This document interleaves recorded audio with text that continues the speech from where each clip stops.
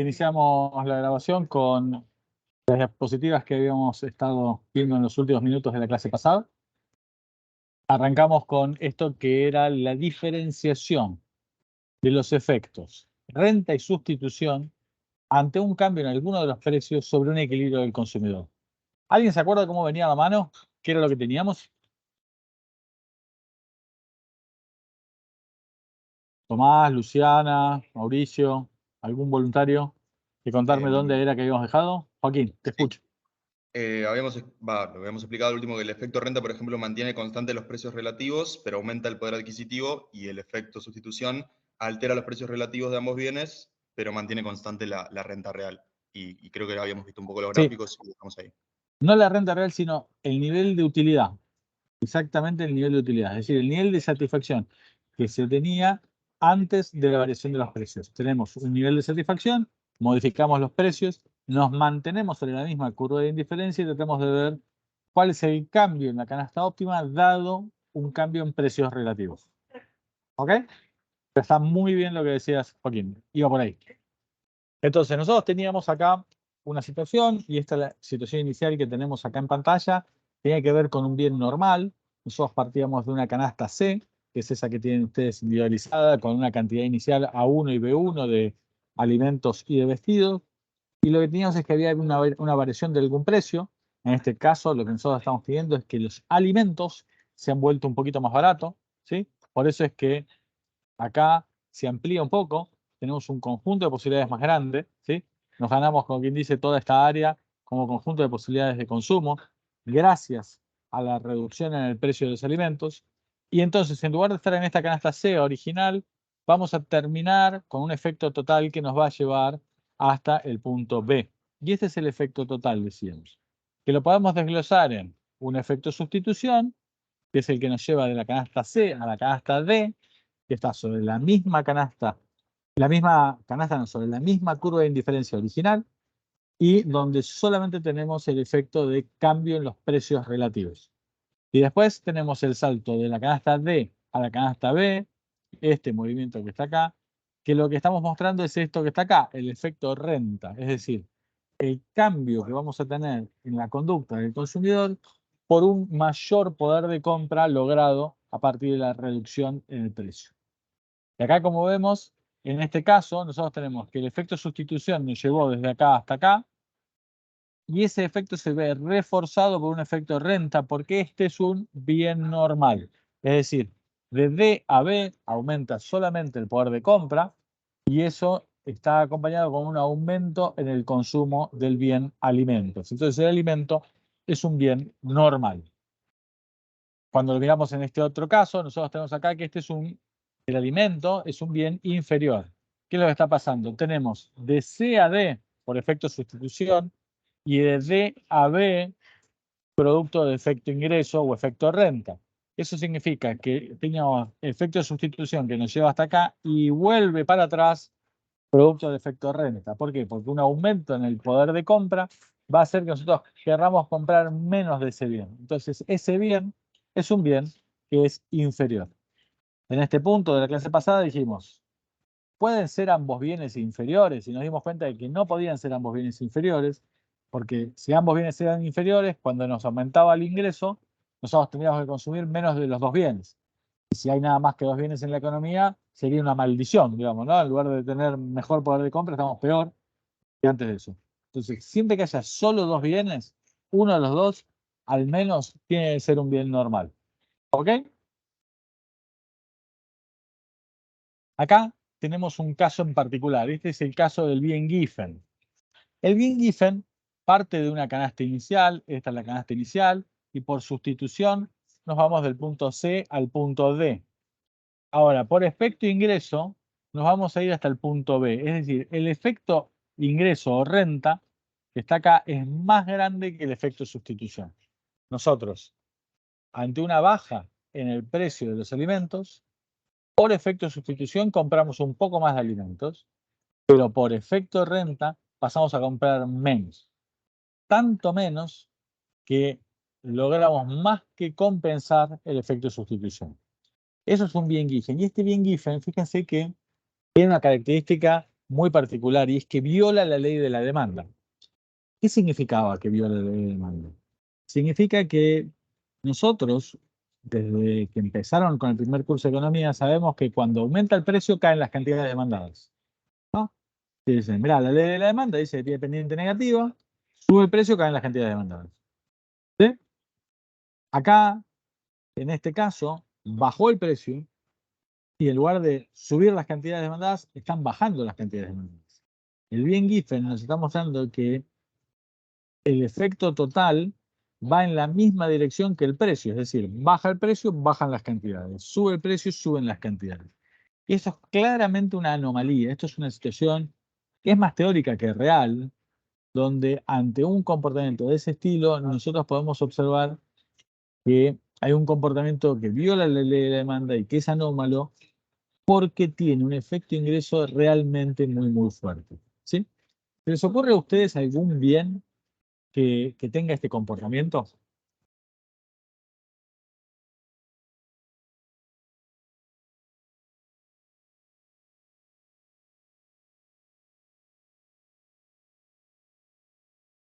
Siempre, si hay algún voluntario, va a salvar de que le pregunte a alguno de ustedes, si no, le voy a preguntar a alguno. Vamos, algún voluntario.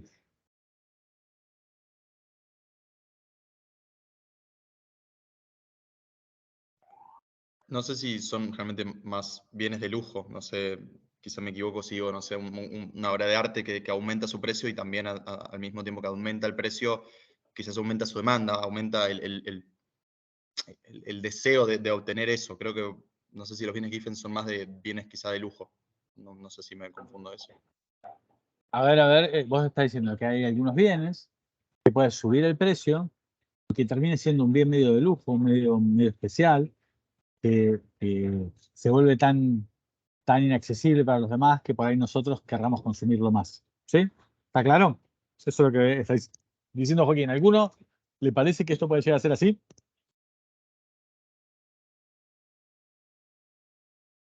Y Sí, de hecho, porque en las externalidades de red se habla un poco de eso, ¿no? Ahora vamos a hablar un poco de las externalidades de red. ¿Sí? Ahora, la externalidad de red tiene en particular en cuenta, ahora lo vamos a ver mucho más a detalle, que haya otras personas que estén consumiendo el mismo bien o servicio y que eso le dé más valor al bien o servicio que yo consumo. ¿Sí? Vamos a dejarlo de lado ahora, cuando vayamos a ese caso lo vamos a charlar bien a detalle. Ahora, concentrémonos en esto, el bien Giffen. Acá me dice Joaquín, che, a lo mejor este es un bien que sea muy exclusivo, ¿sí? Y que de pronto si baja el precio y empieza a ser posible de ser comprado por un montón de gente, yo ya no lo voy a querer más, ¿no? Porque ya no es tan exclusivo, ¿no? Se vuelve más común, entonces yo no lo demando más, ¿sí? Acá vos me estás diciendo que esto vendría a ser eventualmente un comportamiento a nivel individual, ¿no? Algo que a veces en alguna literatura lo llaman el efecto Snob, ¿no? De alguna manera, que esto no nos gusta. Ahora, sería raro que a nivel agregado esto esté pasando. ¿Por qué? Porque para que esto pase, a nivel agregado, tiene que haber más consumo del bien. Tiene que haber bajado el precio y se tiene que estar consumiendo más. A mí me va a molestar, porque yo soy snob, que un montón de otra gente use Ferraris y entonces yo ya no quiero usar más mi Ferrari porque se volvió vulgar. Todo el mundo la tiene. ¿Sí?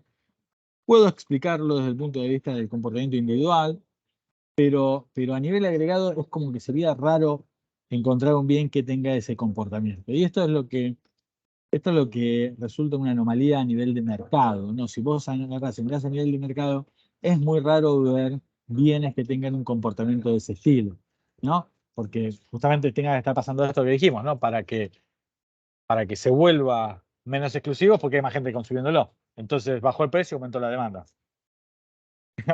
Entonces no violé la ley de la demanda. ¿Sí? En todo caso, para alguna persona se volvió menos deseable porque hay otros que la tienen. ¿Sí? Ahora, vamos a detenernos un segundo en eso y les voy a contar un poco la historia teórica de lo que es el bien Giffen, ¿sí? En realidad hay un montón de explicaciones del bien Giffen y son medio inconsistentes entre sí, pero básicamente yo les voy a dar una versión recontra simplificada. Lo que se dice es que la característica esta del bien Giffen se corresponde con una situación que estuvo sucediendo en su momento en Irlanda. En Irlanda, cuando estaba bajo dominio de la corona británica, en un cierto momento del tiempo había bastante pobreza, había un altísimo consumo de papas como fuente de alimentación y producto de un mal clima y de un hongo, hubo una reducción muy fuerte de la cantidad de papas disponibles. ¿Sí? Entonces, lo que pasó fue que hubo un comportamiento anómalo y el precio subió y sin embargo la gente quería comprar más y compraba más papas. La pregunta es por qué podía llegar a estar pasando esto. Y esto agarran y decían, mirá, imagínate que vos tenés una persona que come, la manera súper simple, totalmente tergiversada que yo uso para que lo entiendan es, imagínate que vos comés los 7 días de la semana, comés a la mañana y a la noche, y suponemos que 6 días por semana comemos papas y un séptimo día comemos a la mañana y a la noche carne. Sube el precio de las papas. Queremos comer los 7 días de la semana, pero ya no nos alcanza para comprar papas y al mismo tiempo carne para 2 comidas. ¿Por qué? Porque ha tenido un impacto tan fuerte sobre nuestra economía el hecho de que suba el precio de las papas, que no nos alcanza para comprar el séptimo día un almuerzo y una cena con carne. Entonces terminamos comprando 6 días y medio papas y solamente mediodía carne. ¿Entienden? ¿Por qué? Porque ese aumento del precio me generó un efecto renta tan fuerte, en este caso me quitó poder de compra, me volví tanto más pobre que terminé demandando más de este bien, que era un bien inferior. Está claro que si yo tuviera más renta, consumiría menos papas, no más papas. Pero como tengo una pérdida de poder adquisitivo tan fuerte, nosotros terminamos de manera individual queriendo comprar más papas. Ahora, esto que nosotros estamos diciendo implica algo que es bastante simple, ¿no? A nivel de mercado, entonces deberíamos tener que estar comprando más papas. Y a nivel de mercado no había más papas, había menos papas. ¿Por qué? Porque había menos disponibilidad en ese momento, ¿sí? Y no estaban los elementos de comercio de alimentos tan firmes como están ahora. Con lo cual, en realidad, ese tema no es tan que se haya visto a nivel mercado ese comportamiento, ¿sí? Pero desde el punto de vista teórico se lo trata de describir de esa manera y miremos el gráfico, qué es lo que nos está diciendo. Acá lo que nos está diciendo es, fíjense, tenemos un efecto renta tan fuerte que más que compensa al efecto de sustitución. ¿Sí? Si yo acá borrara esto, vamos a borrar acá. Si nosotros quisiéramos hacer análisis totalmente al revés, nosotros vamos a partir de acá, de este punto B, y se vuelve más caro el bien, yo voy a ir a este punto C. ¿Sí? El efecto total va a ser así. Si yo tuviera que calcular con los nuevos precios, fíjense que nosotros tendríamos un punto que estaría por acá, por sustitución, con el precio más caro. Nosotros pasaríamos por sustitución acá, pero por renta nos llevaría para allá. ¿Sí? Ante una suba del precio de los alimentos, pasaríamos de B a esta canasta A, donde tendríamos sustitución, y desde A hasta C por efecto renta. ¿Sí? ¿Esto qué implica? Que somos tanto más pobres, ¿sí? Se nos ha generado una pérdida de poder adquisitivo tan grande que terminamos consumiendo más alimentos que antes porque decidimos no comprar vestidos hasta tanto logremos cubrir nuestras necesidades. ¿Ok? ¿Se entendió?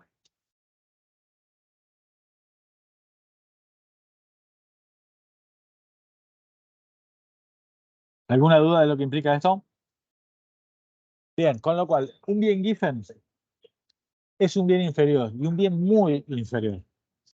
Y esto lo digo porque justamente una vez se queda con la idea de que a lo mejor es un bien de superlujo. Sí, y no, la naturaleza del bien Giffen es un bien inferior, tan inferior y tan importante dentro de mi canasta de consumo, tiene un peso tan grande de efecto renta, que logra más que compensar la sustitución. ¿Ok? Los bienes Giffen son bienes inferiores, muy inferiores. Dinámica de mercado. Acá nosotros tenemos la demanda de mercado y si yo hice el cálculo para Mauricio, hicimos el cálculo para Maximiliano y para Verónica y para Luciana y para cada uno de ustedes de nuestra demanda de alfajores. Después lo que podemos hacer es obtener la demanda de mercado de alfajores. ¿Cómo hacemos para obtener la demanda de mercado de alfajores? Sumamos para los 100 pesos del alfajor, ¿cuántos alfajores quiere comprar cada uno de ustedes? y hacemos la suma horizontal de todas esas funciones de demanda. Entonces, si yo tengo la demanda del señor A, del señor B y del señor C a 4 pesos, esto que está acá es la demanda de mercado, que es la suma que nosotros tenemos de las demandas individuales. ¿Sí? Entonces tenemos el señor A 4 pesos, no demanda nada. El señor B demanda estas cantidades, el señor C demanda estas cantidades, y esto que está acá es la suma de lo que demandan estas dos personas. ¿Cómo hacemos la demanda de mercado? ¿Cómo obtenemos la demanda de mercado? Es tan simple como eso, es la suma horizontal de las demandas individuales. Y esto es lo que nos lleva a nosotros a identificar que a partir del comportamiento individual de un consumidor podemos obtener esas funciones de demanda. De ahí sale la función de demanda de mercado, de los gustos y preferencias de cada uno de nosotros, ¿sí? Y de cómo actuamos ante variaciones en los precios. Una vez que obtenemos esa función de demanda de mercado, podemos tratar de ver cómo cambia la cantidad demandada ante una variación en el precio. Pero eso a veces no tiene tanto sentido. Entonces lo que hacemos es recurrimos al concepto de elasticidades y tratamos de ver cuál es la variación porcentual de la demanda ante un aumento del precio de un 1%, por ejemplo. Entonces decimos que cuando aumenta el precio en el 1%, ¿qué pasa sobre las cantidades demandadas? Entonces vamos a ver si aumentan o disminuyen las cantidades demandadas, y si aumentan o disminuyen más que proporcionalmente. Y ahí calculamos las elasticidades. ¿Cómo se calculan las elasticidades? Esta es la fórmula, es una expresión matemática, y lo que hace es mira las variaciones en términos absolutos y las divide por las cantidades absolutas. Entonces decimos, mira, ¿cuánto cambió el precio? Cambió 10 pesos. ¿10 pesos sobre cuánto? Y mira, costaba 100 pesos antes y ahora cuesta 110. Ah, entonces hacemos 10 sobre 100, es el impacto de la variación en el precio. Y lo comparamos también el impacto sobre las cantidades demandadas. Entonces decimos, che, ¿qué pasa con las cantidades? Y cambiaron 50 unidades. ¿50 sobre cuántas unidades? Y ahí vamos a ver proporción de precios y proporción de cantidades. ¿Sí? ¿Para qué? Si a mí me da que la variación en las cantidades es proporcional a la variación en los precios, lo que vemos es que hay una elasticidad unitaria, es decir, un aumento del 1% de los precios va a generar una caída en las cantidades demandadas de un 1%. En ese caso la elasticidad es menos 1, ¿sí? Y nosotros vamos a decir que hay una elasticidad unitaria, es decir, que va en la misma proporción que aumentó el precio, la caída en las cantidades demandadas. ¿Sí? Si nosotros tenemos que ante un aumento del 1% en los precios, las cantidades cambian poco, cambian menos que proporcionalmente, vamos a decir que la demanda de este bien es inelástica. Tiende a no variar. Es decir, variaciones en el precio de un 1% generan cambios en las cantidades de menos que un 1%. Una demanda inelástica. ¿Sí? Y esa demanda inelástica puede venir por varias cosas. Primero, porque a lo mejor es algo a lo cual nosotros no estamos dispuestos a renunciar, aunque cambie mucho en términos proporcionales. Típicamente hay gente que me dice, mirá, estas son cosas que me gustan mucho, y entonces la demanda es muy inelástica. O a lo mejor es un medicamento que yo necesito, y entonces no me importa la variación del precio, lo necesito y lo compro. Pero también están esos bienes que cuestan muy poco, ¿sí? Que no me afectan el presupuesto, ¿sí? Que son realmente baratos. Entonces, comente un poco más, un poco menos, es como que no le damos bolas, ¿no? Que el caramelo esté un poco más caro, un poco más barato, un caramelo, es como que no te importa, porque es un gasto muy chiquito. En el extremo, ahora te digo, el uso de la sal. Vos no vas a consumir con más sal o con menos sal, porque tenés que pagar un poco más de la sal o de menos sal. Si alguien fue alguna vez a comprar un paquete de sal para el supermercado, te das cuenta que no cuesta nada. Pero ponerle un poco más de sal, un poco menos de sal, como que no te significa nada. Con lo cual, ¿ustedes qué creen? ¿Que la demanda de sal va a ser elástica o inelástica? Variaciones en el precio. Inelástico. Es inelástica. ¿Sí? ¿Verdad? Y no es que sea necesario, es que pesa poco. ¿Está claro? Lo mismo puede decirse de otro tipo de cosas que, entre comillas, también ocupan poco del presupuesto de las personas. ¿Sí? Entonces no te cambia mucho la conducta. ¿Sí?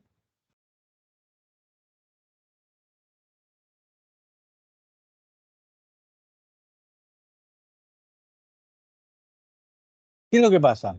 Si yo miro todo el gasto que se realiza en un bien, ¿sí? Y quiero mirar qué es lo que está pasando, podríamos decir, mirá, Si sube el precio un 1% y bajan las cantidades un 1%, todo lo que aumenta lo que yo gasté en comprar caramelos se redujo por lo que yo compré de menos de caramelos, ¿sí o no? Van de la mano. Si la elasticidad es unitaria, variaciones en el precio generan cambios en las cantidades y en el porcentaje que yo uso, pero el gasto total es el mismo. Compensa una cosa con la otra, ¿sí? Ahora, si yo estoy en demandas inelásticas, cuando sube el precio, ¿sí?, aumenta lo que yo gasto en ese bien, ¿sí? La sal sube el precio un 1%. ¿Y qué pasa? Y yo gasto una proporción más o menos similar, no cambio mi consumo de sal, entonces gasto más parte de mi sueldo, más parte de mi ingreso en la sal, ¿sí? Las que son inelásticas, cuando sube el precio, aumenta el gasto en ese bien. Las que son, por el contrario, elásticas, cuando sube el precio, cae mucho la demanda y entonces prima más el efecto cantidades. ¿Ok? ¿Sí? Esto lo dije para cuando suben los precios, si bajamos los precios va en el sentido contrario, ¿no? La lógica es exactamente la misma. ¿Sí? Elasticidades, como acabamos de decir. Si es 1, es elasticidad unitaria. Ya sea que vale 1 o que vale -1. Cuando estamos mirando la elasticidad precio de la demanda, nosotros sabemos que por ley de la demanda esto tiene signo negativo, es -1, ¿sí? Vamos a decir que es unitaria aunque sea -1, porque las elasticidades se miran en términos de valor absoluto. Cuando el valor absoluto es 1, es unitario, ya sea que es 1 o -1.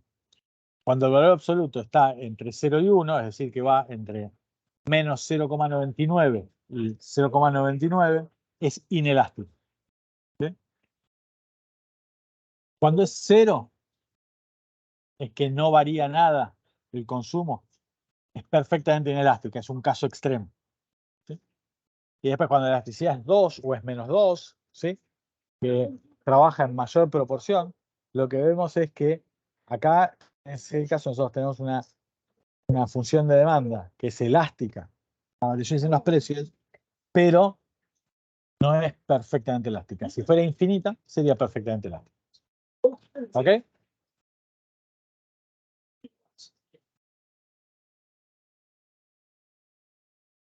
Un minuto, ya sigo.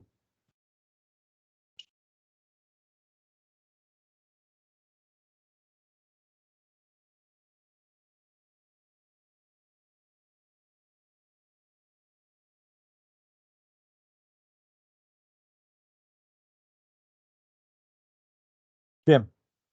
¿Alguna duda de cómo se calculan las elasticidades? ¿No? Entonces decíamos, ¿cuál es la variación porcentual en el consumo ante una variación en el 1% de los precios? ¿Ok? Ahí tenemos la elasticidad precio de la demanda. Acá tenemos todos los cálculos de las distintas elasticidades que nosotros podemos llegar a estar teniendo. Nosotros tenemos una función de demanda y la función de demanda que acabamos de calcular nosotros, que es la demanda ordinaria o demanda marshalliana, la vamos a llamar, esa demanda nos expresa cuánto vamos a comprar nosotros de naranjas, dado el precio de las naranjas, dado el precio de las otras frutas, de las otras cosas que nosotros podemos comprar y dado el ingreso de renta que yo tengo. Entonces, cuando nosotros miramos elasticidades, podríamos mirar una elasticidad respecto del precio del propio bien, podríamos mirar una elasticidad del precio respecto del precio del otro bien, ¿sí? Y ahí ver algo que se llama elasticidades cruzadas, ¿sí? Vamos a ver la elasticidad de la demanda respecto del precio del otro bien. Podríamos también calcular la elasticidad de la demanda respecto del ingreso, la elasticidad de renta, ¿ok? Si yo tengo un bien que es un bien normal, la elasticidad ingreso va a ser positiva. Si yo tengo un bien que es inferior, la elasticidad de ingreso, ¿cómo es? Negativo. Sube el ingreso y cae la demanda. Si yo tengo un bien Giffen, tengo que la elasticidad de precio, la elasticidad del precio de la demanda, tiene que tener signo positivo. Que tiene signo negativo, nosotros vamos a decir que son bienes típicos. Y eso es lo que tenemos acá. Elasticidad de la demanda del bien X1 respecto del propio precio, del precio 1, si es negativa, que es lo que cumple la ley de la demanda, es un bien típico. Si es positiva, que significa que cuando sube el precio de un bien, aumentan las cantidades demandadas, vamos a estar frente a un bien Giffen. Cuando miramos la elasticidad cruzada, vamos a mirar la elasticidad de la demanda del bien X1 respecto del precio del bien X2. Entonces decimos, si la elasticidad es positiva, son bienes sustitutos. ¿Qué significa? Sube el precio de un bien y yo aumento el consumo del otro bien. ¿Por qué? Porque sustituyen, se volvió más caro el jamón, entonces compro más salame, compro más otro fiambre. ¿Ok? ¿Está claro? Un sustituto. En cambio, si la elasticidad me da con signo, en lugar de signo positivo, me da con signo negativo, cuando sube el precio del jamón, baja el consumo del queso. ¿Por qué? Porque baja el consumo del jamón y baja el consumo del queso. Y digo que son bienes complementarios. ¿Ok? Porque comemos jamón y queso. Estamos hablando de fetas de jamón, fetas de queso, el sanguchito. ¿Ok? Bienes sustitutos o bienes complementarios. Y cuando miramos esto, son elasticidades de ingreso. Si la elasticidad de ingreso es menor a 0, vamos a decir que es un bien inferior. Si la elasticidad de ingreso es positiva, vamos a decir que son normales. Pero en particular, si es mayor a 1, si responden más que proporcionalmente, vamos a decir que son bienes superiores. En algunos casos, hay algunos que decían, che, estos son bienes de lujo, mientras que los otros son bienes de primera necesidad.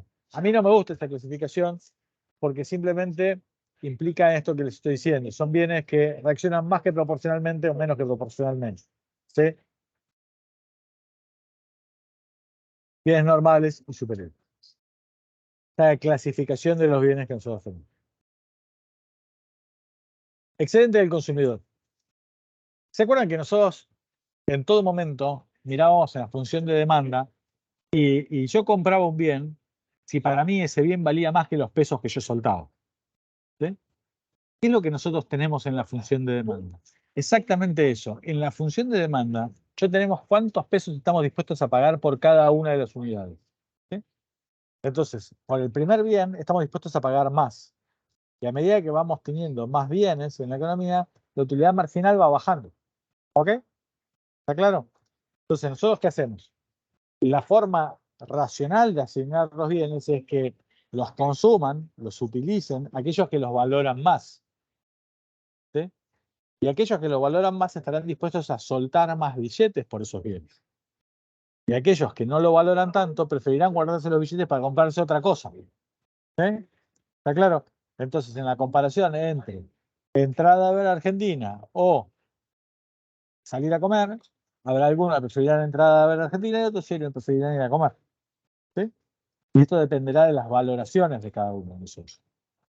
¿Qué es lo que nosotros tenemos? El área que está por debajo de la función de demanda es el excedente del consumidor. Es la diferencia entre lo que estamos dispuestos a pagar y lo que efectivamente pagamos, porque cuando se consumen, estas fueran las cantidades, 6 unidades, ese va a ser el precio de venta. Sin embargo, nosotros pagamos un único precio de venta por todas las unidades que haya en el mercado. ¿Sí? El precio del alfajor promedio es de 150 pesos. Nosotros estaríamos dispuestos a pagar por los primeros alfajores a lo mejor más de 150 pesos, pero pagamos 150 por todos los precios, por todos los alfajores. ¿Sí? La diferencia entre aquello que nosotros hubiéramos estado dispuestos a pagar y lo que efectivamente pagamos, esa plata que nos ahorramos, es el excedente del consumidor. ¿Cuánto es lo que gastamos en alfajores? Y mirá, si vos compraste esta cantidad de alfajores, vos haces toda esta área y P por Q es el gasto que vos haces. ¿Sí? Si el precio es 14 pesos y se compran 6,5 unidades o 6.500 unidades, gastás eso. Haces el precio por las cantidades y eso te da el gasto total que nosotros tenemos en este bien. ¿Entendió? Nosotros pagamos el área de abajo. No pagamos una parte del área que es el excedente que nosotros estaríamos dispuestos a pagar y que no pagamos. ¿Ok? Antes de avanzar sobre esto, fíjense que si aumenta el precio, el excedente del consumidor cae. Esto que va a estar acá va a ser lo que vamos a perder de excedente del consumidor. Y si el precio se va por acá, eso voy a borrar todo, el positivo.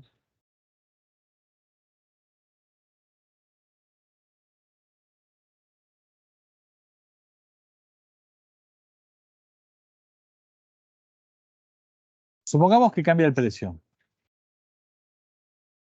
Y por algún motivo el precio aumenta. Se va a 15. Este va a ser el precio. Estas van a ser las cantidades. Todo esto va a ser el gasto. Esta parte va a ser el excedente. Esta parte cae el excedente del consumidor. Y esta parte también cae lo que nosotros pagamos, pero esta parte después vamos a ver que pasa otra cosa. Pero es plata que nosotros no gastamos. ¿Sí?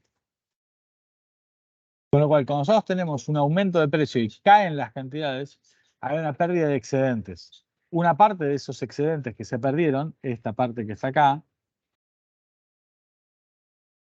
se va al productor, que lo vamos a pagar por eso. Pero el triangulito no se lo queda al productor, simplemente se pierde. ¿Ok? ¿Está claro? ¿Por qué? Porque por algún motivo hay menor producción de bienes.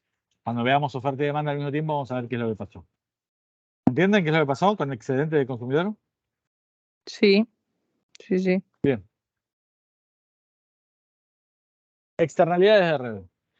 Acá vamos a hablar de ciertos bienes y para mí el bien más claro, como para replantear, tiene que ver con el celular.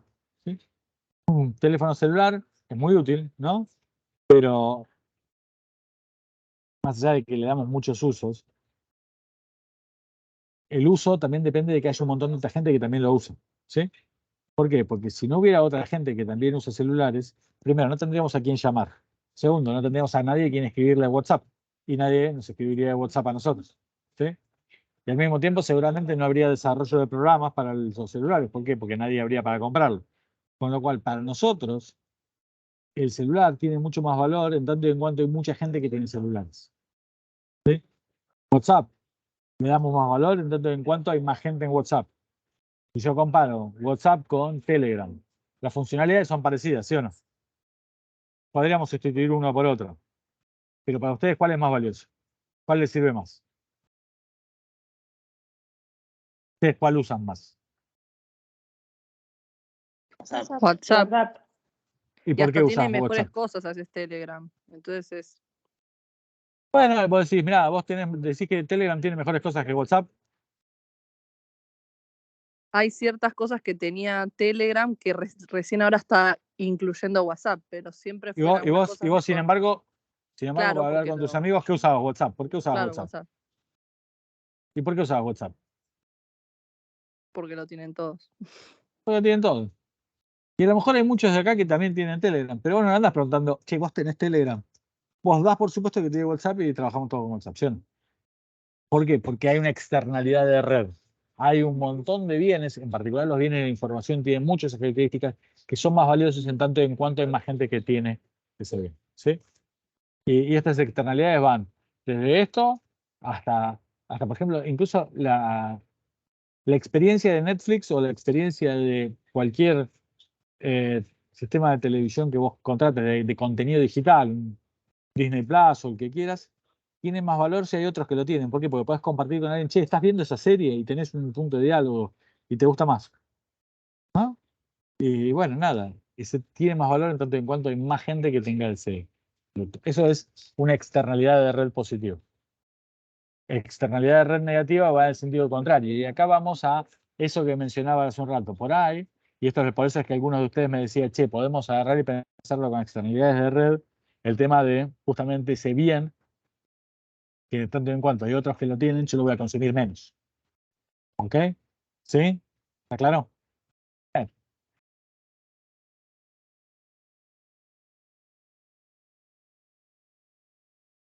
¿Dudas de esto? ¿Entendimos bien? ¿Sí? Sí, sí. Bien, genial. Vamos a parar un cachito. Vamos a cambiar un poco el ritmo, si no, nos llegamos todos un tiro. Vamos a hacer otra cosa. Bien.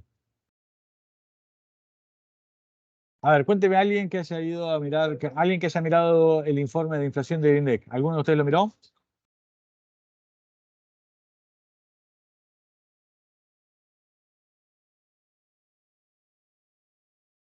¿Se acuerdan que les habíamos dicho que lo miren?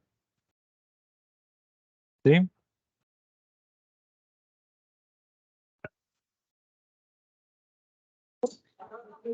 Vamos a hacer algo. Yo les voy a compartir ahora y vamos a mirarlo en pantalla.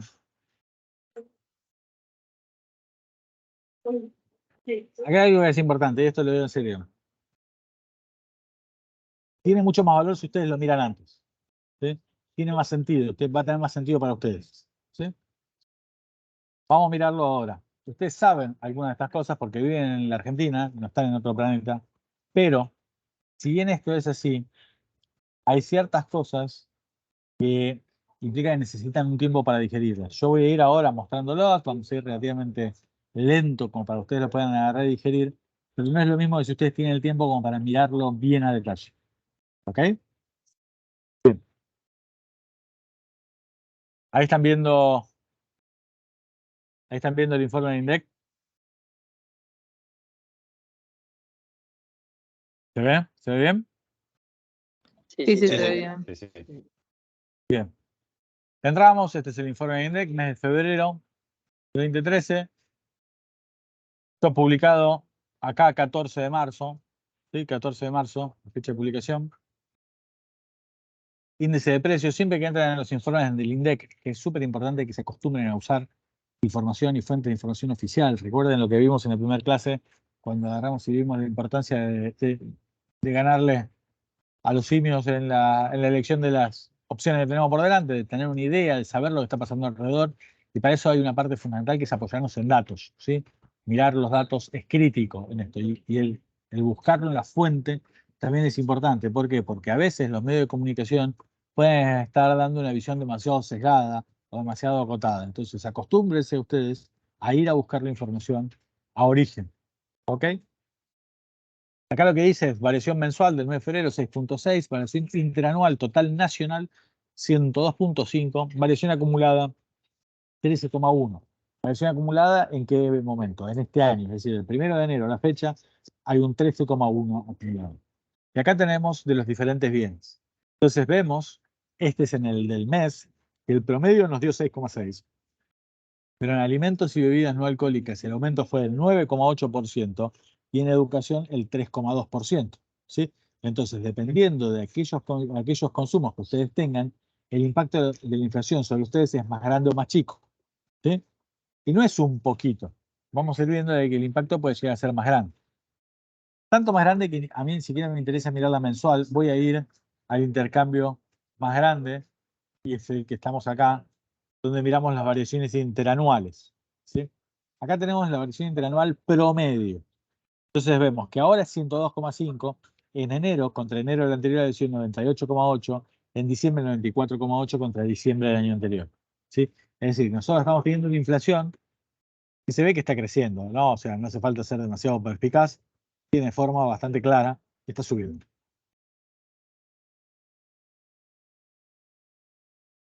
Acá lo que nosotros tenemos es, fíjense, vamos a ver la regional, y acá estamos en el total nacional 6.6, y tenemos lugares como el Gran Buenos Aires, donde vivimos nosotros, que es 6,7, pero tenemos otros lugares como el noroeste, que es 7,3, o el noreste, que es 7,8, ¿sí? Mientras que en la Patagonia es 5,8. En este momento están subiendo más los precios en el norte y en el sur. ¿Sí?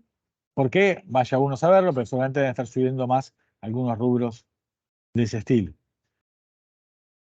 Acá, lo mismo, cuando lo miramos en el interanual, nos damos cuenta de que pasan varias cosas. Primero, la inflación del 100% que nosotros estamos teniendo, 102%, la verdad que no es que está teniendo impacto en una región del país y en otras no. Es como que está bastante generalizada. Bueno, en algún lado será 103,1 como en el Gran Buenos Aires y en otro será 101,5 en la región pampeana o 101,2 en Cuyo o 100,3 en la Patagonia. Pero es 100, 103, 101. Estamos hablando de 100. ¿Sí? Ahora, cuando empezamos a mirar la apertura por los renglones, ahí nos damos cuenta que, por ejemplo, tenemos acá prendas de vestir y calzado, que el aumento fue del 20% por arriba de ese 100, 121,7, mientras que tenemos otras cosas, como por ejemplo gastos en comunicaciones, que están en 79,2. ¿Sí? Es decir, que hay algunos que de esos 100 puntos están 20 abajo y otros están 20 arriba. ¿Sí? Con lo cual, si ustedes están en alguno de estos sectores económicos, no les resulta intrascendente que a lo mejor el aumento sea 80 en lugar de 100. ¿Sí? ¿Está claro?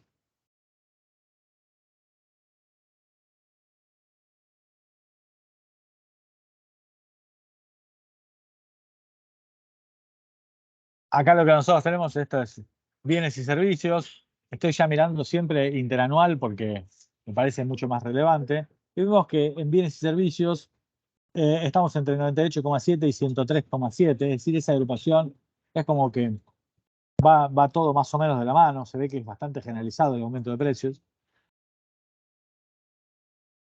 Acá está la composición de, si quiero ver ese 13,1, ¿cómo lo voy sumando? Mirá, alimentos vale 4,3 de esos 13 que subieron, pesa mucho dentro de la balanza, dentro de lo que es la canasta que nosotros consumimos, y así sucesivamente. Puedes ver cuánto te pesa cada uno. Lo mismo acá de los 103, ¿cuánto fue?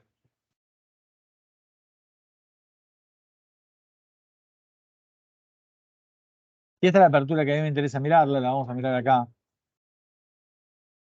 en este cuadro 15. Fíjense que acá nosotros tenemos que el aumento de precios fue el 102% interanual. Pero hay ciertos bienes que han aumentado mucho más importante que eso. Estos, 120, los estacionales. Son esos bienes que obviamente pesan mucho más en verano el turismo que lo que pesa fuera de temporada. ¿Sí? ¿Está claro? Esos estacionales son bienes que han subido más. Y estos que están acá, los regulados, han estado subiendo bastante, pero por debajo del promedio. Es decir, que los precios regulados no han acompañado tanto a lo que es el aumento general. Se han ido acercando, ¿sí? 97,3, fíjense que es importante el aumento, no es que ha sido poco, pero vamos a mirar acá en el mensual. Fíjense que acá tenemos en el último mes, el mes de febrero, 3 categorías: estacionales, IPC núcleo y regulados. ¿Qué son los precios regulados? Los precios regulados son esos que de alguna manera u otra el Estado interviene y los puede pisar de alguna manera o que puede regularlos. Puede llegar a ser, por ejemplo, los precios de los servicios públicos, los precios del colectivo, ¿sí? Esos son los precios regulados. Fíjese que la inflación del mes de febrero fue 6,6, pero los regulados, por ejemplo, el colectivo, subieron 5,1, subieron menos que los que subieron los. Es decir, si los regulados hubieran acompañado al resto de los precios, la inflación habría sido como un poco más alta. ¿Ok? ¿Y qué pasa con IPC núcleo? Que está acá, porque habíamos visto que en el interanual lo que había estado pesando más eran los estacionales. Sí, pero ahora en febrero esa ya no es la dinámica. En febrero vemos que los estacionales subieron menos. Es decir, no son los estacionales los que han estado subiendo más fuerte en el último tiempo. Los que están subiendo más fuerte son los que no son ni estacionales ni regulados. Es decir, que lo más probable es que la inflación esté para subir más que para bajar. ¿Sí? Y esto es lo que también se mira.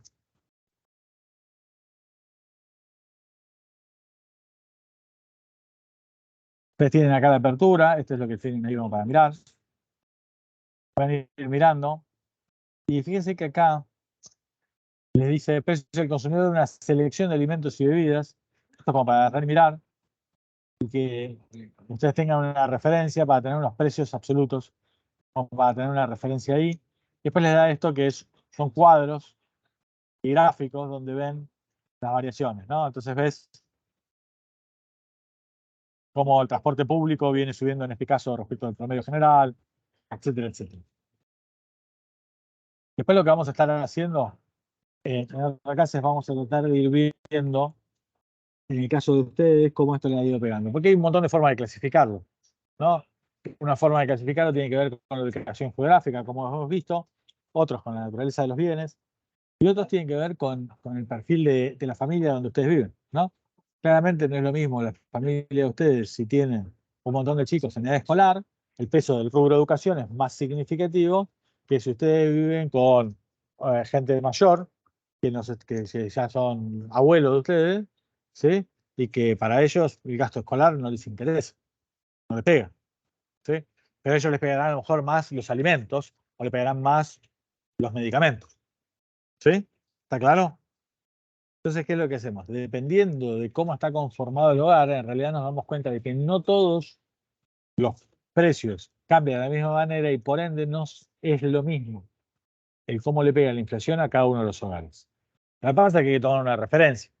De alguna manera nosotros tenemos que hacer para tomar una medida, ¿sí? Bueno, tomamos esto, que es el promedio que tenemos medianamente calculado en todo el país. Fíjense que no es todo el país, pero sí son los grandes aglomerados urbanos y ahora por fin estamos teniendo ya en los últimos años una cobertura nacional, pero en algún otro momento históricamente ni siquiera seguíamos el indicador nacional, mirábamos nada más que el IPC de Gran Buenos Aires, porque medían la variación de los precios acá, entonces ni siquiera la medían al resto del país. ¿Ok? ¿Está claro de qué es lo que tenemos con índice de precios? ¿Sí?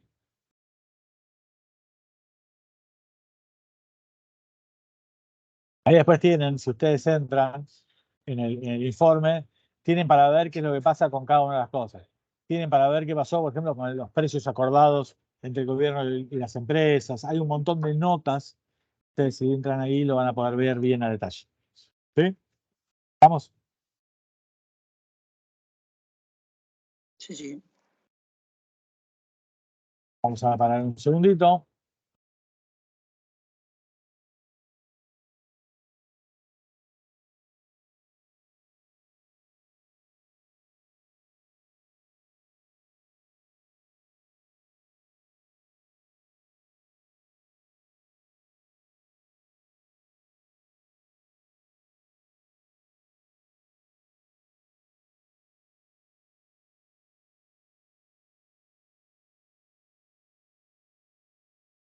¿Qué es lo que vamos a ver ahora? Vamos a ver cómo resolvemos nosotros en microeconomía matemáticamente con el modelo, cómo se resuelve este ejercicio que nosotros hemos planteado. Le vamos a tomar a ustedes la resolución matemática para que yo les voy a dar las funciones y ustedes calculen la demanda individual de cada uno de ustedes. No, no les voy a tomar eso, pero sí necesito que entiendan qué es lo que pasa y qué es lo que no pasa, cómo funciona, para entender la dinámica y la lógica. ¿Sí? Así que ahora vamos a hacer el análisis, vamos a verlo. No se asusten, pero es importante que lo entiendan. ¿Ok? Esto es lo que nosotros tenemos en el apéndice 4 del libro de Pindic. Lo que hacemos es, vamos a resolver matemáticamente lo que en palabras hemos estado mencionando que hacen los consumidores. Y lo que hacen los consumidores básicamente se puede resumir en dos grandes cosas. Podemos hablar de una maximización de la utilidad sujeto a un ingreso dado o una minimización del gasto sujeto a un nivel de actividad. Es decir, con la plata que yo tengo, consumo la canasta que me haga más feliz o para un nivel de utilidad que yo quiero alcanzar como objetivo, trato de gastar lo menos posible. Son los dos ejercicios. Ustedes lo llaman el problema dual, ¿sí? Tendríamos que llegar al mismo lugar yendo por un camino que por el otro si tenemos el mismo nivel de plata y el mismo nivel de satisfacción. Vamos a ver cómo lo resolvemos. ¿Sí? Primero, para resolver matemáticamente el ejercicio, lo que nosotros tenemos que hacer es, tenemos que armar la función. A esa función matemática vamos a buscar maximizarla. Y para maximizarla lo que hacemos es sacamos la derivada, igualamos la derivada a 0 para buscar ese punto donde era máximo, ¿no? Saben, ustedes tienen una función, la función tiene una forma, y el máximo era donde la derivada era 0. Que la derivada sea 0 significa que esa función no está subiendo, no está creciendo, ¿sí? Entonces nosotros vamos a construir una función de Lagrange que nos va a poder combinar, por un lado, las preferencias del consumidor, y por el otro lado, la restricción presupuestaria con la que nosotros operamos. ¿Sí? Entonces, cuando vamos a resolver el primer ejercicio, lo que vamos a buscar es maximizar el nivel de utilidad que nosotros podemos alcanzar con una cantidad de plata dada, con un ingreso dado. ¿Sí? Entonces, lo que vamos a buscar es el máximo valor de esta función de utilidad, el máximo valor de la función de utilidad.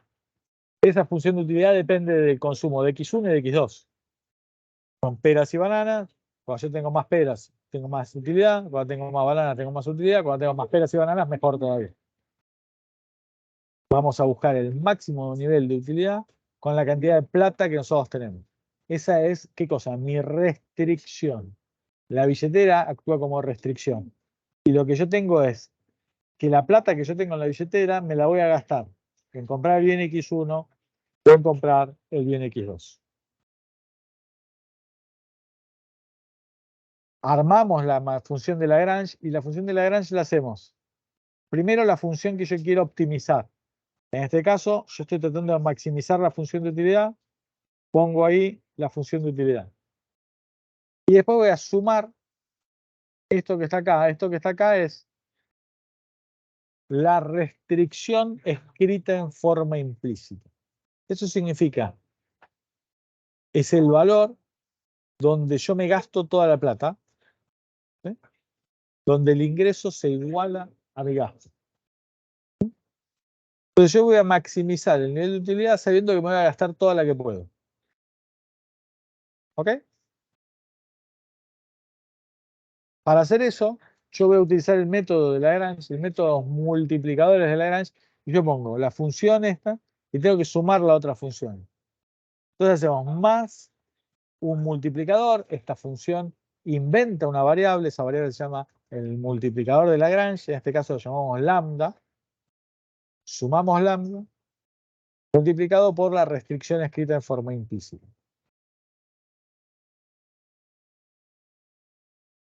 Entonces, armamos esta función. Esta función va a ser la función que yo voy a tratar de optimizar. ¿Sí? Yo podría tener que, por ejemplo, U que depende de X y de Y es igual a 3X a la 1 medio por Y a la 1 medio. ¿Sí?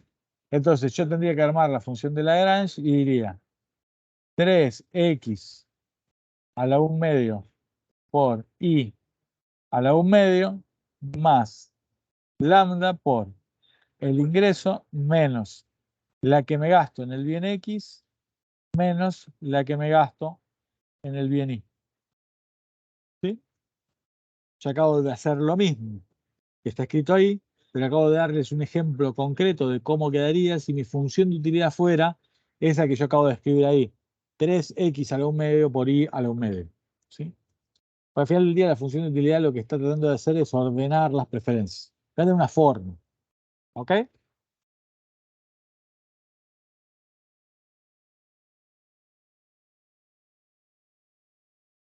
¿Cómo resuelvo esto? Porque acá fíjense que esto es una función que tiene variables. Esta es una variable, esta es otra variable, esta es otra variable, y esta también parece ser otra variable. Pero esa variable, que es el ingreso, yo la voy a tomar, al igual que el precio de X y el precio de Y, como que son para nosotros un dato. Yo no sé de dónde sale, pero vos tenés 100 lucas por mes. ¿Por qué? Porque las tenés, porque te las regala tu mamá, porque caen del cielo, porque te las encontrás en la calle, por lo que sea. Si trabajás porque trabajaste, no me importa de dónde sale. ¿Ok? Para mí es un dato. Y el precio del alfajor, el precio de la banana, el precio de los mariscos, son precios que son un dato. Nosotros como consumidores individuales tomamos esos precios como referencia. Vamos al supermercado y decidimos, ¿compro o no compro? Pero son un dato. Los tomamos de alguna manera como dados. ¿Ok? Entonces yo tengo bajo mi control, ¿qué cosa? X1, X2. ¿Cuánto compro del bien X1 y cuánto compro del bien X2? ¿Cuánto compro de alfajor y cuánto como de chocolate? Lo otro, yo no lo tengo bajo control. Alguien me podría decir, bueno, pero vos podés trabajar más o menos y generar un ingreso más grande o más chico. Sí, es verdad. Pero nosotros en esta parte, con estos modelos, de manera más simple que trabajamos con ustedes, suponemos que para ustedes el nivel de ingreso es un dato. Se termina por fuera del modelo. ¿Ok? ¿Sí? Bien. Entonces, ustedes tienen tres variables y tienen que saber cuánto vale x1, cuánto vale x2, o x e y, y cuánto vale lambda, que es esa variable inventada que yo estoy creando. Bien, ¿cómo lo resolvemos? Lo que nosotros tenemos que hacer es, dijimos, sacar la derivada y igualarla a cero. ¿Qué era sacar la derivada y igualarla a cero? Si usted tiene una función, tenés una función y es así, buscás este punto donde la derivada es cero. ¿Por qué? Porque lo que te está diciendo, si yo tengo acá x, y acá tengo f de x, ¿no? Lo que tengo es que en este punto, cuando yo voy moviéndome en x, acá la función deja de crecer, ¿no? Es el máximo. Ahí la derivada es cero. Bueno, acá lo que hacemos es lo mismo. Hacemos la derivada de la función de Lagrange respecto a este x. Entonces yo acá pongo x1 y trato de ver la función de ahí. Y ahí busco que la derivada sea cero. Y hago lo mismo con el eje x2. Y hago lo mismo contra esta otra variable, que es lambda. ¿Sí? Porque vos lo podés hacer en una dirección o en la otra. Imagínense ustedes que están en una montaña. Y ustedes pueden caminar hacia la derecha o a la izquierda, o pueden caminar hacia adelante o hacia atrás. Ustedes van a estar en la cima de la montaña, sí y solo sí. Cuando ustedes se mueven a la derecha, tienen que bajar. Si se mueven a la izquierda, tienen que bajar. Si se mueven para adelante, tienen que bajar. Y si se mueven para atrás, tienen que bajar. La derivada en el eje horizontal y en el eje vertical tiene que ser cero. No, para adelante, atrás y para la izquierda, derecha tiene que ser cero. ¿Sí? Y yo hacia arriba tampoco tengo que crecer. ¿Sí? Eso es lo que me da a mí. Yo tengo la función de utilidad. Tengo que tratar de asegurarme que con la plata que tengo hago lo mejor posible. Cuando resolvemos estas derivadas, acá lo que vamos a hacer es, yo voy a borrar todo esto.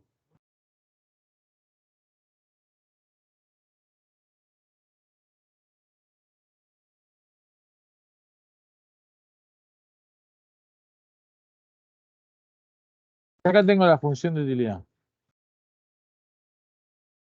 La función de utilidad lo que nos dice es cuánto es el nivel de satisfacción que yo voy a tener en función de cuántas peras y de cuántas bananas yo tengo.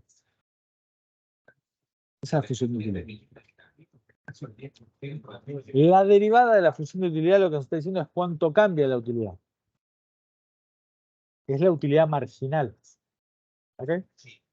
Cuánto cambia la utilidad. La derivada lo que nos está diciendo es esa, la pendiente de la función. ¿Sí? La derivada de la función de utilidad es la utilidad marginal. Y estaba esto que yo le decía, che, ¿en qué eje? ¿Hacia izquierda, derecha o hacia adelante, atrás? Bueno, a izquierda, derecha vamos a medir las bananas. Y adelante, atrás vamos a mirar las peras. Ok. Entonces yo voy a mirar la utilidad marginal de las bananas y la utilidad marginal de las peras. ¿Ok? Yo tengo que mirar en cada uno de estos ejes. ¿Sí?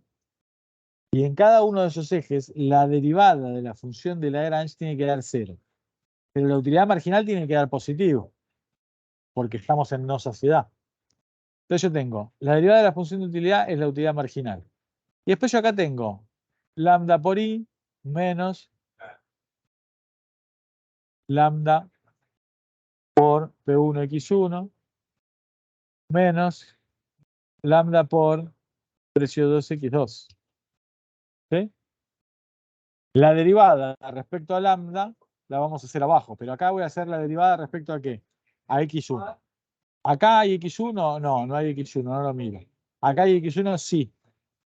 La derivada de esto respecto a x1 es lambda por P1. ¿Qué es lo que te está diciendo eso? Lo que te está diciendo es, yo miro cuál es el impacto cuando me muevo acá. Yo voy a tener que la utilidad marginal de x1 menos lambda P1 tiene que ser igual a 0. Cuando hago la derivada respecto de x2 me da lo mismo, pero con respecto al bien x2. ¿Sí? Y después yo voy a poder hacer lo mismo haciendo la derivada de todo esto respecto a lambda.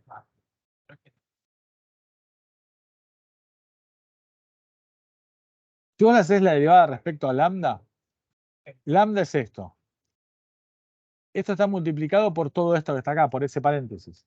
La derivada de la función de Lagrange respecto a lambda es todo el paréntesis, que es lo que está multiplicando a ese lado.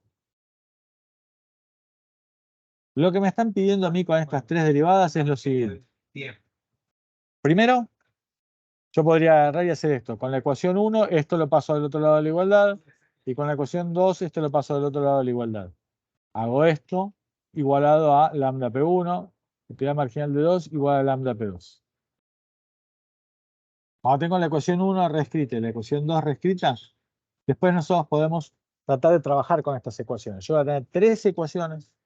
Y tengo que poder resolver estas tres ecuaciones. Quédense tranquilos, ustedes no van a tener que resolver todas estas tres ecuaciones, pero tienen que entender lo que estoy haciendo.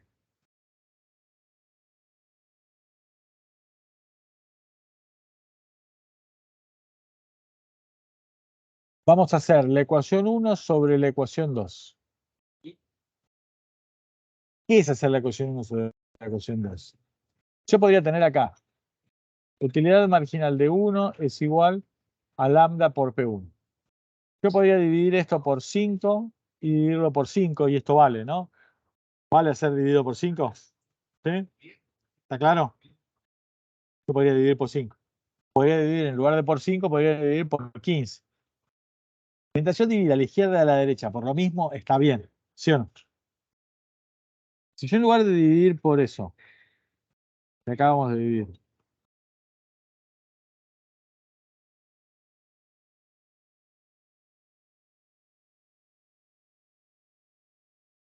divido por lambda P2, podría dividir por lambda P2 de este lado. ¿Sí o no? Seguiría siendo igual, ¿estamos de acuerdo? ¿Sí? Bien. Cuando haga lambda P2 y lambda P2, fíjese que esto lo voy a simplificar con esto y voy a estar contento. Pero acá en lugar de poner lambda P2, yo voy a poner, ¿qué cosa? Utilidad marginal de X2. ¿Por qué? Porque utilidad marginal de 2 es lambda P2. Cuando vos haces ecuación 1 sobre ecuación 2, lo que estás haciendo es lo mismo que si dividieras por 5. Yo sé que a alguno le da miedo agarrarle una ecuación y dividirla por otra ecuación, pero es tan simple como eso. ¿Ok? Cuando hacemos esto, nos va a quedar a la izquierda el cociente de utilidades marginales y a la derecha el cociente de precios. El cociente de utilidades marginales con el signo negativo es la tasa marginal de sustitución. Y esto con un signo negativo es la pendiente de qué cosa, de la restricción presupuestaria. Lo que me están pidiendo en las dos primeras ecuaciones es que sean tangentes la restricción presupuestaria con la curva de indiferencia. Matemáticamente hablando, llegamos al mismo lugar que intuitivamente lo dijimos en parábolas. Es lo mismo.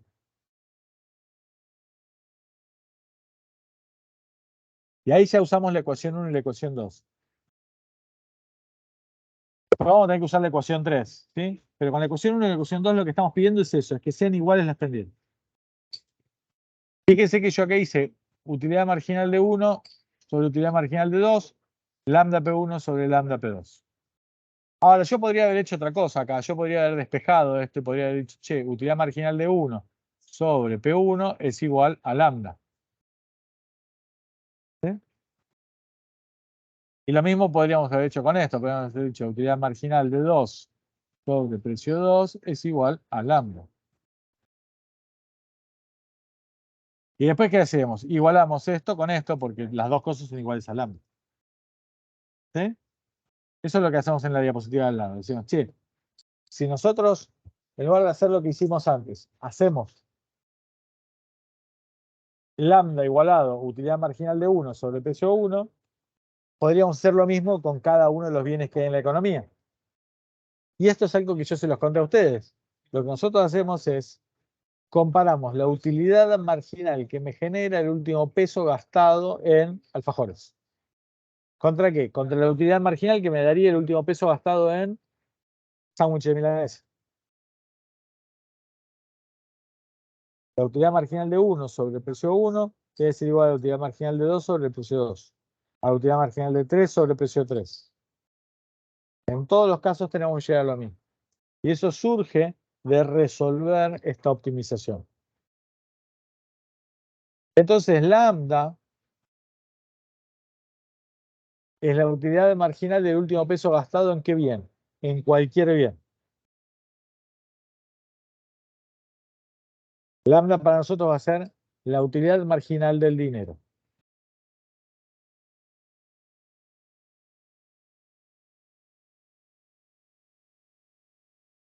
¿Ok?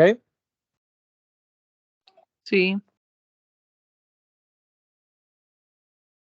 ¿Alguna duda de todo esto?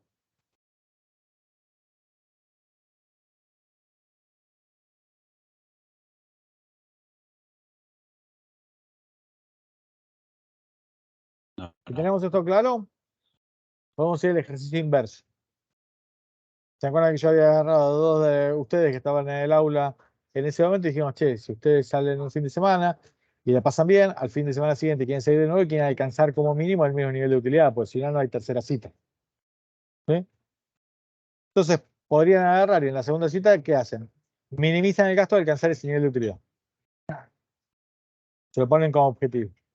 Este es el ejercicio. Y la verdad que nosotros ahora que estamos viviendo en la Argentina una época medio de inflación, se nos vuelve todo medio difícil. Y lo que tratamos de hacer es, tratamos de mantener un cierto nivel de utilidad y tratamos de gastar lo menos posible tratando de mantener por lo menos ese nivel de utilidad.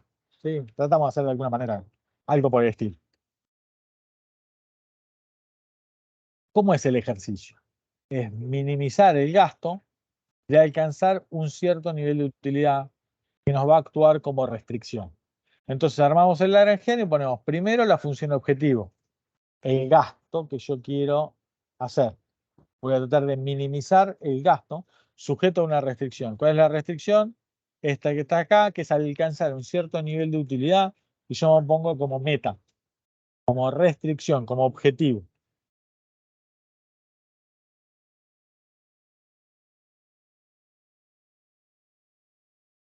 ¿Ok? Armamos la función de Lagrange. Cuando armamos la función de Lagrange, para meter la restricción adentro de la función, invento una variable. La vez pasada habíamos usado lambda. ¿Podríamos usar lambda? Podríamos usar lambda. ¿Nosotros qué hacemos? En lugar de usar lambda, para no confundirnos con la que acabamos de usar recién, que era lambda, ponemos otro multiplicador, que vamos a usar mu, que es el que usamos para la minimización. Si ponen lambda, me da lo mismo. Es lo mismo. ¿Okay? Y cuando resolvemos la minimización, hacemos lo mismo que hicimos antes. Armamos la función de Lagrange y sacamos la derivada. La derivada de la función de Lagrange respecto de cada una de las variables. Y las variables eran x1, x2 y el multiplicador de Lagrange.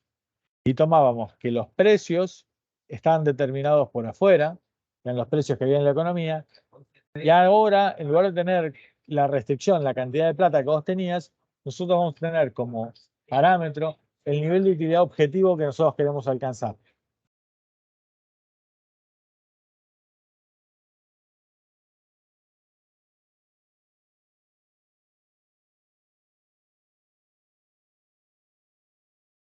Una vez que tenemos esa función de Lagrange, ¿qué es lo que vamos a hacer? Vamos a tratar de optimizarla. Y para optimizarla hacemos la derivada de la función de Lagrange respecto de cada una de estas variables. x1, x2 y mu. Cuando hago la derivada de la función de Lagrange respecto de x1, fíjense, la derivada de P1 x1, x1 es la variable y P1 está multiplicando. La derivada es P1. La derivada de esto respecto de x1 es 0, porque no cambia nada, congela 38, es un número. ¿Por qué? Porque no está x1 ahí presente. Y acá tenemos mu por u, la derivada es 0 porque acá no hay ningún x1, pero después tengo mu por la función de utilidad. Me queda menos mu por la función de utilidad. Depende de x1 y de x2. La derivada de esto, la derivada, ¿cómo la llamamos nosotros? La llamamos utilidad marginal del bien 1. Entonces yo digo, la derivada va a ser menos mu por la utilidad marginal del bien x1.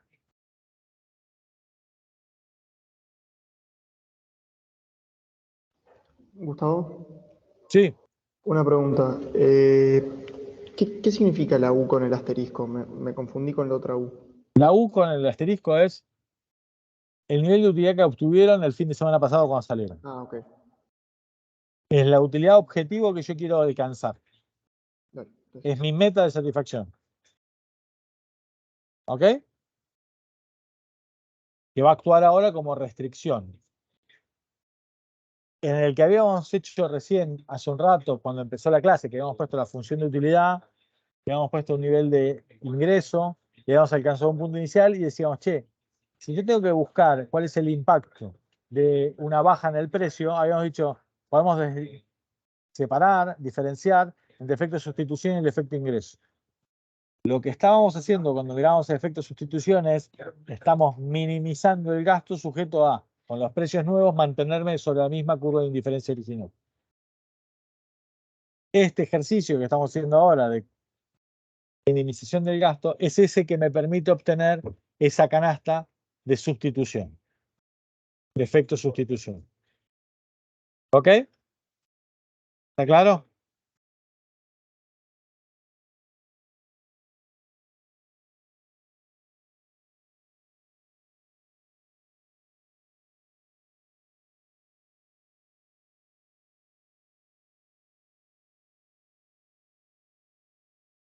Cuando hacemos esto, nos da muy parecido a lo que teníamos antes. Nos da la derivada de la función de Lagrange respecto de x1 me va a dar P1 menos mu por la utilidad marginal de x1. La derivada de la función de Lagrange respecto de x2 me va a dar precio 2 menos mu por la utilidad marginal del bien x2. Y cuando derivemos respecto de mu, lo que nos va a dar es obviamente la restricción escrita de forma implícita. Porque esto está multiplicando a mu. Cuando yo hago la derivada respecto de mu, todo esto se va, me queda esto multiplicado por esto. La derivada respecto de mu es el corchete, el paréntesis, que es esto que está acá. Lo que me están pidiendo, como dijimos la vez pasada, es con la ecuación 1 y 2, después la vamos a hacer 1 sobre 2, y vamos a llegar a lo mismo de antes, que la pendiente de la restricción presupuestaria tiene que ser igual a la pendiente de la curva de indiferencia. Pero en particular, lo que nos van a decir con la ecuación 3 es, vos tenés que alcanzar ese nivel de satisfacción, esa utilidad objetiva. Entonces vos vas a decir, che, aquel punto donde son tangentes y vos estás en la curva de indiferencia original. ¿Ok?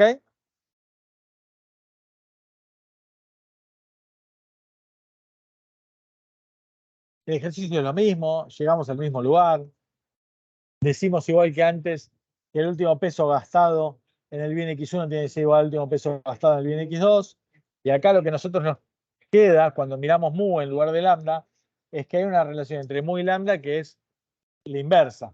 ¿Por qué? Porque pusimos las funciones al revés. Una pusimos de función objetivo y la otra pusimos de restricción. Entonces, me queda que lambda es igual a 1 sobre mu o mu es igual a 1 sobre lambda. Entonces, si antes nosotros teníamos que lambda era la utilidad marginal del último peso gastado en cualquiera de los bienes, esta variable inversa de eso va a ser la cantidad de pesos que yo necesito gastar por la última unidad de satisfacción. Y eso no tiene ningún sentido, porque para nosotros la satisfacción no es una unidad de medida. Simplemente nos ordena. ¿Sí? Igual no tiene tanto sentido. Pero matemáticamente hablando, llegas ahí. Es la inversa de lambda.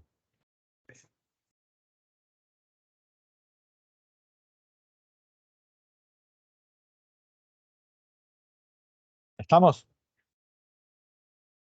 Esta parte del apéndice, yo sé que resulta complejo, sobre todo que estamos haciendo a distancia, pero es cómo se resuelven los ejercicios, es cómo se resuelve la parte práctica. Yo te doy una función de utilidad y vos con esa función de utilidad haces lo mejor posible. Ustedes no siguen economía, pero aquel que sigue economía, lo primero que hace es arma esa función de Lagrange y tiene que optimizar. Es lo que nosotros vamos a hacer. En particular, ustedes no van a seguir eso y no lo van a tener que resolver la parte de teoría del consumidor, pero sí van a trabajar con optimizaciones y con maximizaciones con el resto de la materia. Cuando tengan que agarrar y buscar, che, ¿cómo hace una empresa que busca maximizar beneficios? Vamos a maximizar beneficios. Van a tardar más, al principio lo van a ir resolviendo y después le van a agarrar la mano y lo van a resolver más rápido, quédense tranquilos. ¿Sí? Pero esta primera parte nosotros lo que queríamos era que ustedes entendieran la dinámica. ¿Ok? Profe, Sí, ¿vamos a practicar tipo algún ejercicio así en clase con vos? Tipo para Sí. hacerlos todos. Ah, listo. Genial, gracias. sí, vamos a hacer. De hecho, no lo vamos a hacer ahora porque obviamente estamos haciéndolo de manera virtual este encuentro, con lo cual es mucho más difícil por ahí para ustedes seguirlo. Con lo cual ahora vamos a ir hacia los choice que ustedes tenían que hacer. ¿Ok? Ok. Bien.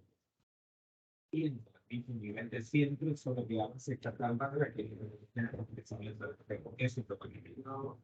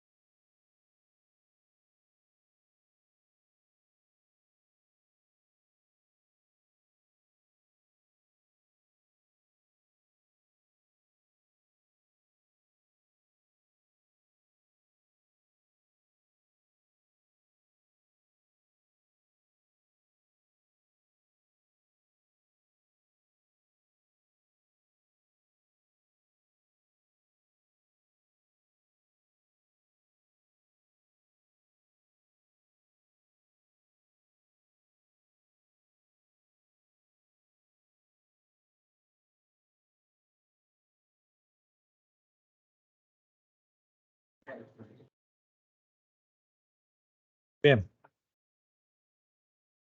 ¿Están viendo el formulario ya? ¿La presentación? Sí, sí.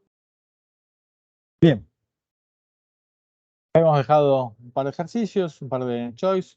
Primero bastante fácil. Y dice, a medida que se aleja del origen una curva de inspección del consumidor se reduce. ¿Verdadero o falso? Obviamente falso. Y la gran mayoría de ustedes, 91% de ustedes, respondió bien. ¿Sí? La explicación es bastante sencilla, pero evidentemente alguno que todavía no lo terminó de ver.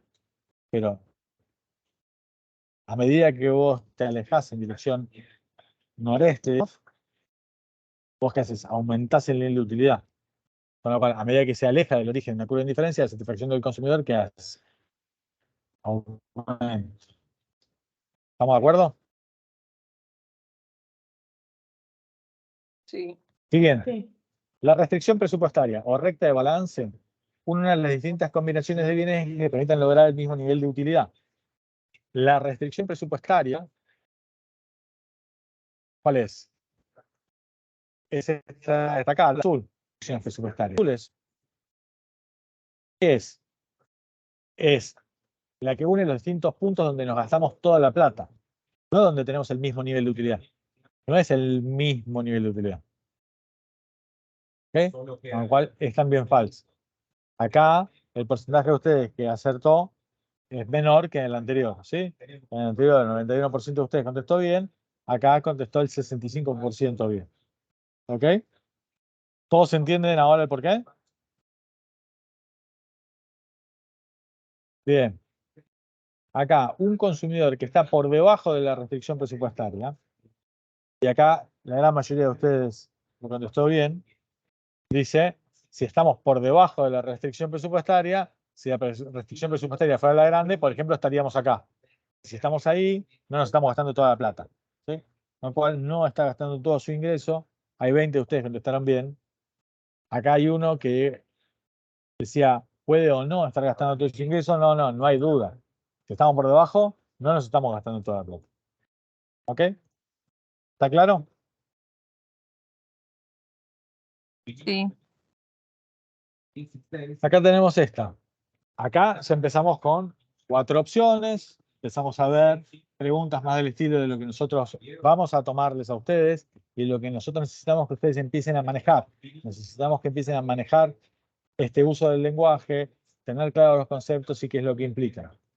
Solamente el 36% de ustedes contestó bien. Y acá lo que nos está diciendo es, un consumidor racional está en equilibrio. Es decir, acá hay diferentes cosas. Primero, supongo que el consumidor es racional. Es decir, se tiene que cumplir los supuestos que sabemos que tienen que estar cumpliendo. Segundo, tiene que estar en el equilibrio. Es decir, esta persona está optimizando. ¿Ok? Y ahí dice, ¿está en equilibrio? Sí. La opción correcta es, el cociente de utilidades marginales es igual al cociente de precios de los bienes y está al mismo tiempo agotando todo su ingreso. Es decir, estoy en un punto de tangencia y me estoy gastando toda la plata. ¿Sí? Porque yo podría estar en un punto donde tengo esto así y acá estos son tangentes, pero yo tengo esta plata. Tengo más plata de la que estoy usando y no me estoy gastando todo mi ingreso. Las pendientes pueden ser iguales, pero yo puedo no estar gastándome la plata. ¿Está claro? Que las pendientes sean iguales no me garantiza de que yo me esté gastando la plata. Se tienen que estar dando las dos cosas al mismo tiempo.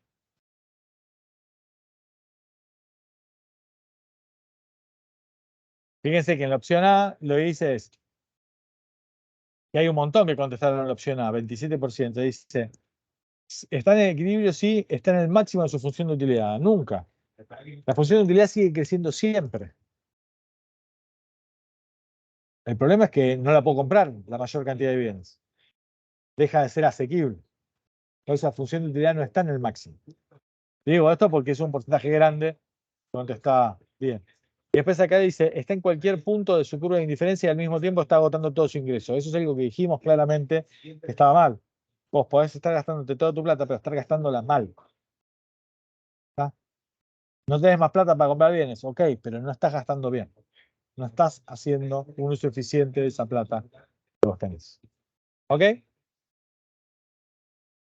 ¿Alguna duda de esto? ¿Todos entienden por qué lo estamos diciendo? ¿Sí? Digo porque Sí. es un porcentaje grande que le dio equivocado. Acá 61 contestó bien, esta está clara, esta era más fácil, se ve. Y acá lo que tenemos es, dado un consumidor cuya canasta está compuesta por dos bienes, X e Y normales. Que sean normales significa, cuando son dos bienes, que no hay alguno de estos dos bienes no es inferior, ¿no? Estoy aclarando básicamente como para que quede claro eso. Son normales.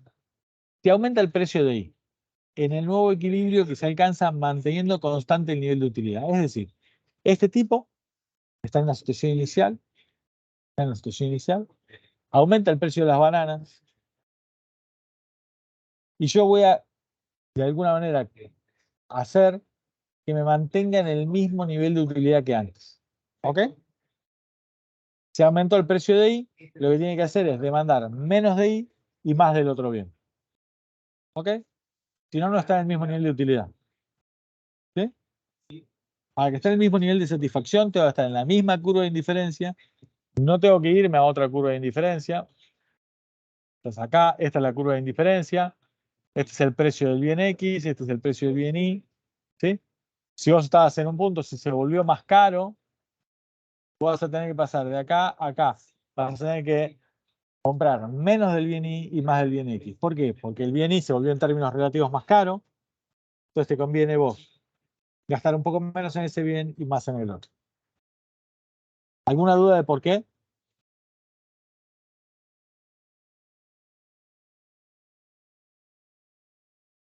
Sería del consumidor, el 1.5. Este es el otro formulario.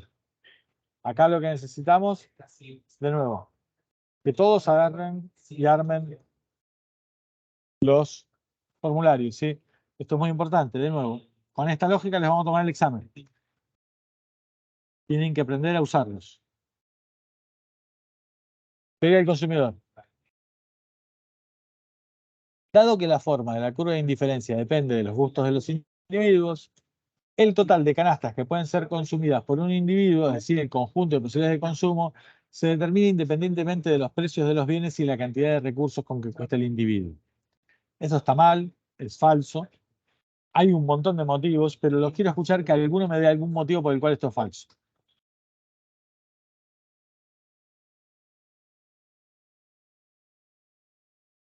Escucho razones.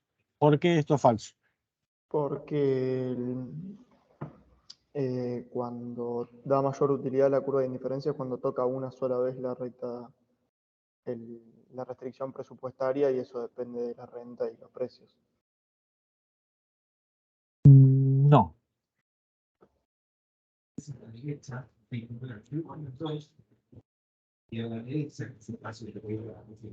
Acá lo que pasa es que está mal escrito, está mal expresado.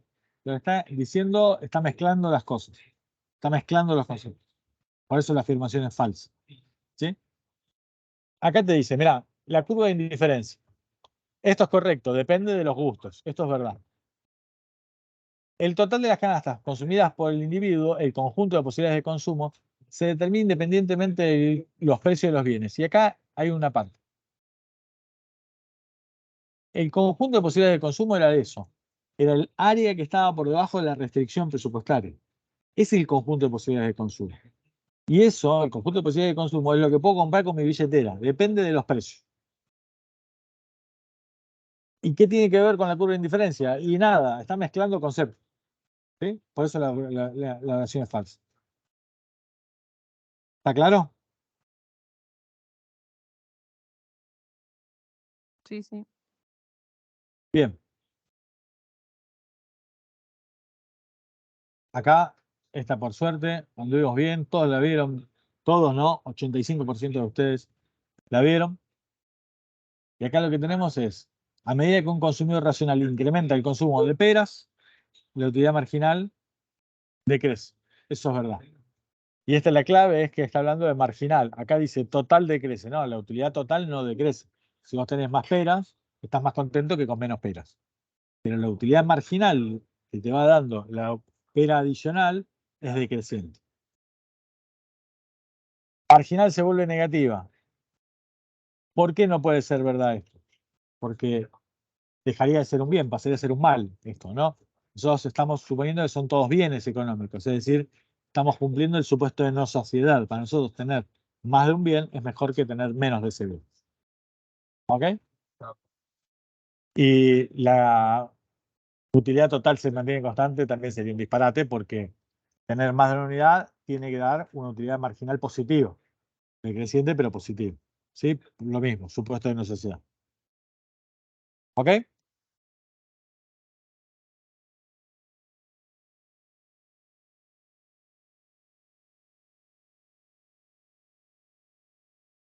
Acá, 40% contestó bien. Hay un montón que contestaron mal. Si la utilidad marginal de la última unidad consumida por el bien X es el doble de la utilidad marginal de la última unidad consumida por el bien Y, el consumidor está en equilibrio. Acá tenemos, mirá, utilidad marginal de X sobre utilidad marginal de Y tiene que ser igual en el equilibrio a precio de X sobre precio de Y. ¿No? Entonces acá te dice, mira, si esto es 4 y este es 2, la utilidad marginal de X sobre la utilidad marginal de Y. Este está en equilibrio, sí. ¿Qué tiene que pasar? El precio de X tiene que ser como respecto de Y. Tiene que ser el doble. Tiene que ser 10 y este tiene que ser 5. Para que esto me siga siendo igual. Si el precio de X es la mitad, sonamos, no estamos en equilibrio. Si es igual, tampoco estamos en equilibrio. ¿Sí? Tiene que ser el doble. Si no fuera el doble, si los precios fueran iguales, a mí me da más satisfacción la última manzana que la última pera. Y cuestan lo mismo, la manzana y la pera. ¿Qué tengo que hacer? Y comprar menos del que te da menos utilidad y comprar más de la que te dio más utilidad. Cuando compres más de ese que te dio más utilidad, la utilidad marginal va a empezar a caer. Y cuando compres menos de ese que comprabas de más, va a empezar a subir hasta que se igualen. ¿A qué cosa? Al precio de las frutas en la verdulería. ¿Está claro?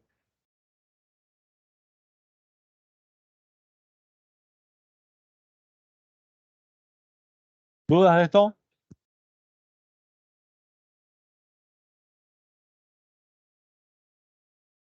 4. Esta andamos mejor, 65% contestó bien. Acá en el equilibrio del consumidor, el cociente de precios de dos bienes consumidos por el mismo es igual a qué cosa. Acá la clave es esto, ¿no? Estamos en equilibrio. Si estamos en equilibrio, el cociente de precios es igual a qué cosa. Por un lado, la tasa marginal de sustitución. Y la tasa marginal de sustitución, por definición, es igual a qué cosa. A la relación entre las utilidades marginales. Es igual al cociente de utilidades marginales.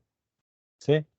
Con lo cual, en el equilibrio, el cociente de precios tiene que ser igual a qué cosa. A la tasa marginal de sustitución, a la relación de marginal de sustitución. Por eso es igual a la roja, a la opción roja que tiene aquí. Si yo solamente miro esto, estoy mirando una opción que es incorrecta porque no estoy incluyendo la otra opción que también es verdadera.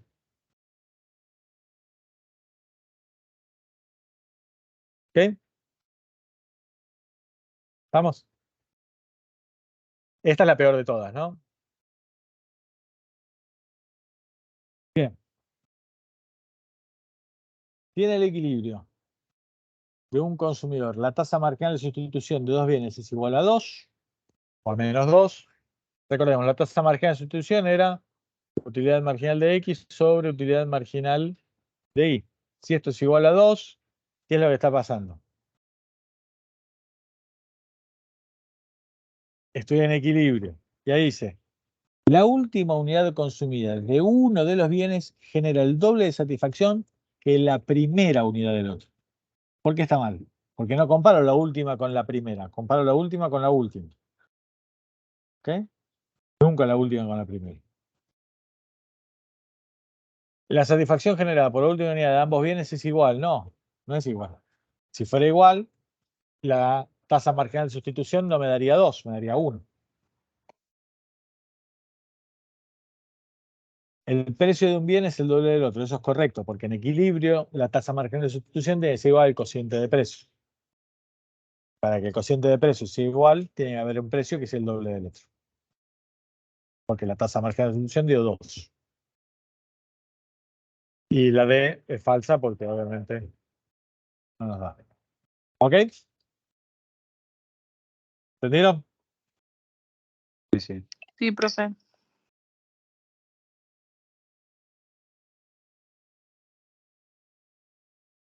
Fíjense que, no sé cuándo lo hicieron ustedes, si lo hicieron hace 20 minutos antes de que empiece la clase, lo hicieron hace más, pero hay un montón de ustedes que en un montón de las preguntas no llegaron todavía a identificar bien de acuerdo a esto que nosotros estamos haciendo. Obviamente, ¿para qué lo hacemos? Para aprender, para ver qué cosas ustedes logran identificar con mejor manejo de los conceptos o para que se vayan acostumbrando. ¿Alguno de ustedes en este momento sigue sin entender alguna de las opciones de por qué era una cosa y no la otra?